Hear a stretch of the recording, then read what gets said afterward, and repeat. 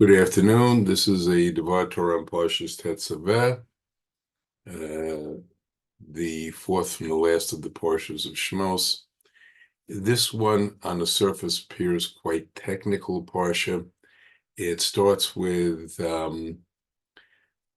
Moshe being told to command the people that they need to make olive oil, refined olive oil, pure olive oil, and it will be used to light the menorah.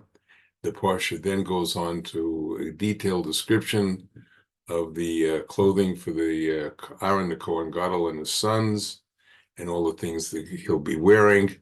And it then goes on to a whole section on how Aaron and his sons are going to be dedicated to take over as the priests, ministering to Hashem.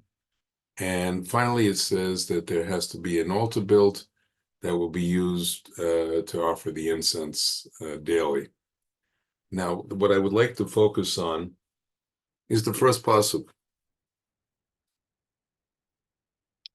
Ata tziva'eh irani Israel v'yikurko elecha shemen zayit zach katzis l'maor la'olah ner tamid.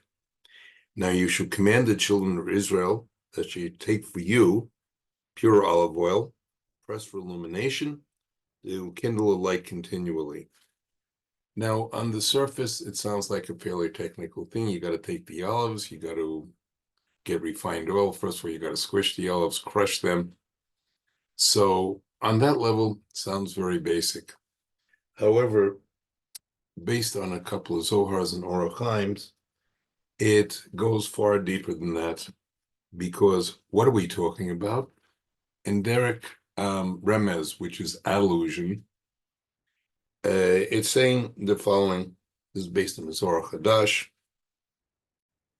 that we've suffered 4 exiles. This is not including the Egyptian exile, which was the prototype. We suffered 4 exiles, and we would get redeemed in them by the merit of a different individual.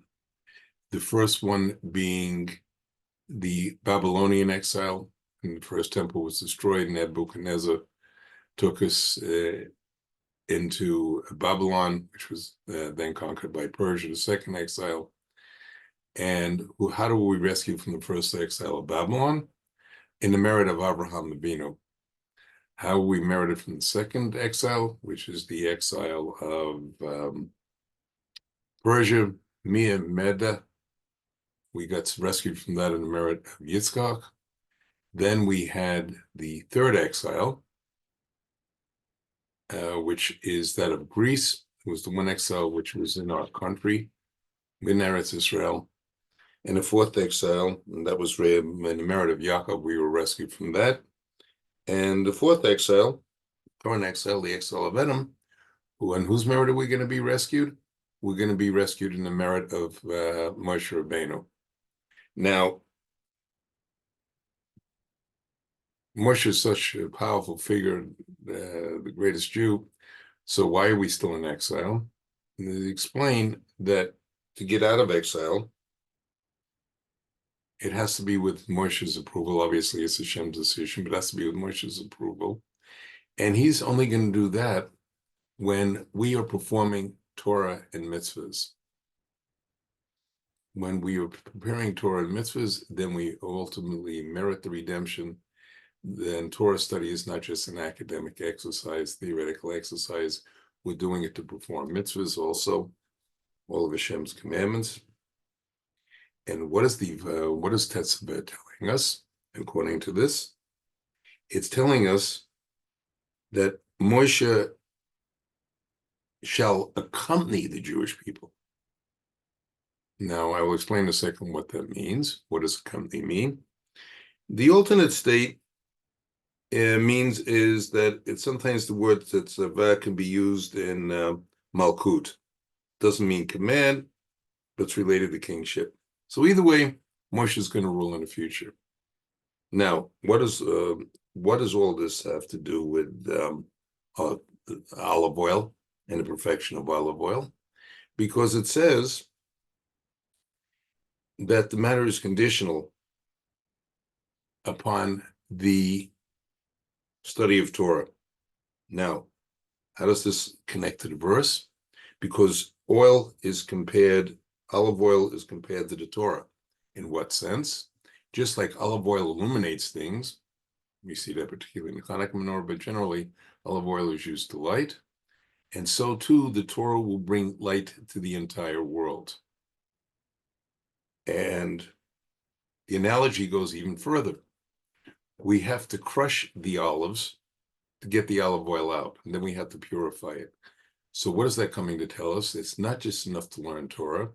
We got to do it for its own sake, not for self-aggrandizement, not for glory, not to get on a bestseller list with some kind of insightful book. What we need to do it is simply for the sake of Hashem.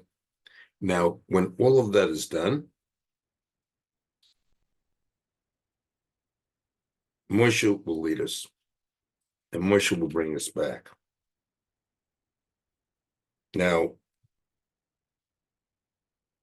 there's one little difficult question about this, and it says elsewhere in the Zohar that just like Moshe Rabbeinu led us, with Hashem, of course, leading it, led us out of Egypt, so too will he redeem us back in the land. Now, there's a number of questions on that. Obviously, Moshe Rabbeinu is not alive at the present moment, or is he? And the second question, that's one question. And the second question is, what does it mean he will lead us? Are we saying that Moshe Rabbeinu is Mashiach? Because if we're saying that Moshe Rabbeinu is Mashiach, there's a couple of problems with that concept, because Moshe is from the tribe of Levi. Mashiach ben David is supposed to be the descendant of the tribe of Yehuda, and David HaMelech specifically. According to one opinion, David will come back as Melech Mashiach, or if not, a descendant of his will come back. Either way, it doesn't name Moshe Rabbeinu, yet we have these Zohars, how do we reconcile this? And there's two ways of explaining it.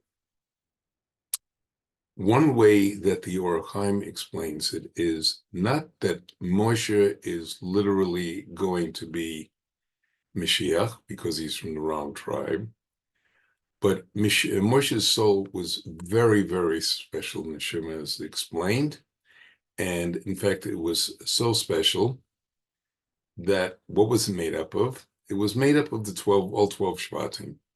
So Moshe had all of the qualities. One time he served as Kohen when they were dedicating the Mishkan. He served as leader. He served obviously as a Navi. He served in many different capacities. And it is said that all the neshimas of the Jewish people which came in the generation of the desert, in the Bamidbar, after we left Egypt, they are all in the merit of, they were all from the Shurish Neshama, the root and the soul of Moshe. In fact, there are some sources that say Moshe appears in some format in every generation to regenerate the souls of the Jewish people. But anyway, he will be doing that, and one of the tribes contained in his neshama is that of the tribe of Yehuda, from which David HaMelech will descend. He is actually the second Mashiach. The first Mashiach is Mashiach ben Ephraim, who will redeem us, bring us into the land, and he will die over living waters. Then, after the physical re-entry, there will be a spiritual war in which David HaMelech's descendant, or David HaMelech himself, will then conquer all its ideas of the other nations, show all their ideas to be false. So since Moshe is the source of all that, that is one sense means he's going to be delivered. In another sense, and this is based on the commentary to Ramchal on Megillus Ruth. He is actually going to be king. Now, there's a little problem that he's not from the tribe of Yehuda.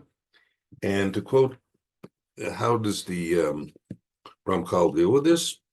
He brings two Pesukim, and he quotes, I'm quoting them, Vihi b'yamei shofet, shoftim, vihu barav ba'eretz, v'helek ish ma'beis lechem, Yehuda, and lagura b'seder Moav, hu ishto and shnei banav. Then that's the first pasuk. And the second pasuk, which means, in the days when the judges judged, that there was a famine in the land, and the men went from Beit Lechem and Yehuda to the sojourn in the fields of Moab, which was definitely enemy territory. It would like be some Rav today going to Tehran. He and his wife and his two sons. And then it goes on in the next pasuk to name them.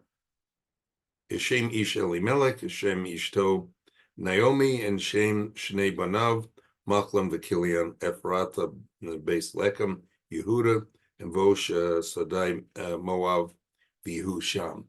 Now, very strange. Nothing in the Chumash, not one word of the Torah, not one word of the rest of the Tanakh, not one word of the prophecies, the Nevi'im, the writings, is ever extra. So why are we mentioning this twice?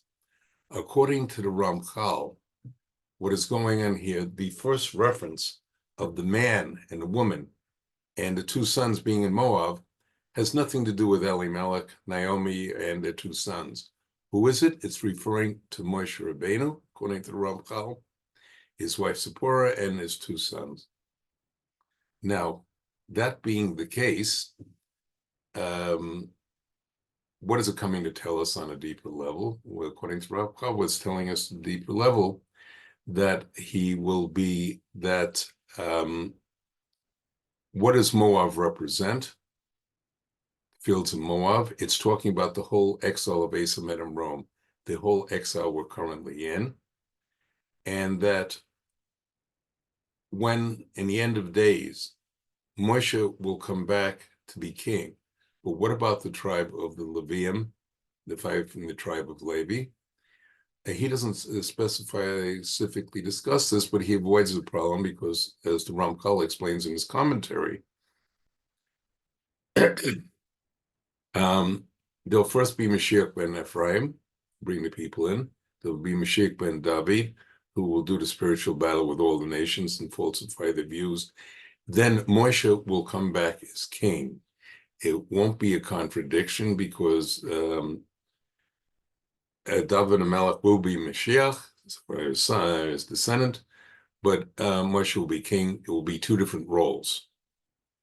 Now, obviously, looking at these two different opinions, the one advantage of the position of the Ramchal is that it fits well in with the Zohars in terms of the fact that Moshe is going to lead us and going to be the king. However, that's implying a lot in the verses that the Ramchal explains. Obviously, the Ohr HaChaim doesn't view him the same way. And the trouble with it, and so the Ramchal wouldn't like that interpretation because it's reading a lot into leading and making it non-literal. On the other hand, the Ohr HaChaim would say that reading that much into the first two verses of Megillus Ruth has its own issues. Either way, both of them do agree that Moshe will have a key role, either spiritually or both spiritually and emotional, in the coming of Mashiach. May it come very soon. Good Shabbos and Shabbat Shalom.